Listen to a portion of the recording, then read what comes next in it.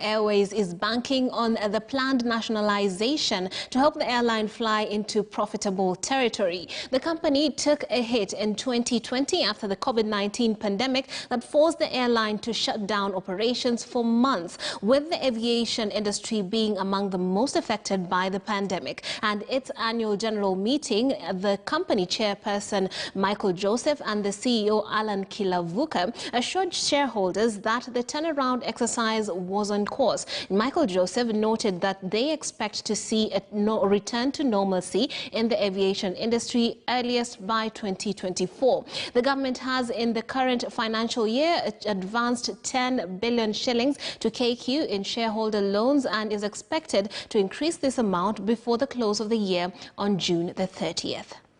50 and 60% of our normal capacity, what we call the load factor for the people on seats, is also lower. It's about 65%, which compared to 2019, which was 75% on average. So we're ramping up, and we're doing better than 2020 for sure, but we're still a very far cry from where we would like to be.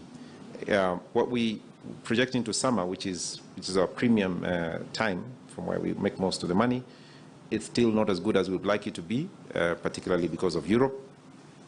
But there are some bright sides. For example, China has done exceptionally well, although there's restriction on how many flights we can deploy on that route. We also have been struggling a lot on the North American route. However, when we look into summer, there's a bit of a brighter light there. We are seeing good loads. We've increased our frequencies from once a week to 3 times a week. Cargo is ahead of budget. Yields are low, but we're ramping up in terms of volume.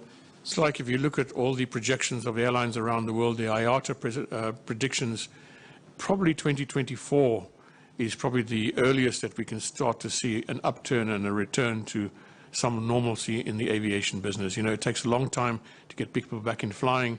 All these restrictions that we've had have to be lifted and so on. So I think realistically, we can't see anything before 2024. Next year, 2022, is elections in Kenya. That's always a downturn in terms of revenue for us. So 2024, 2025 will be probably the earliest we'll start to see some growth. All right, now economists have questioned Deputy President William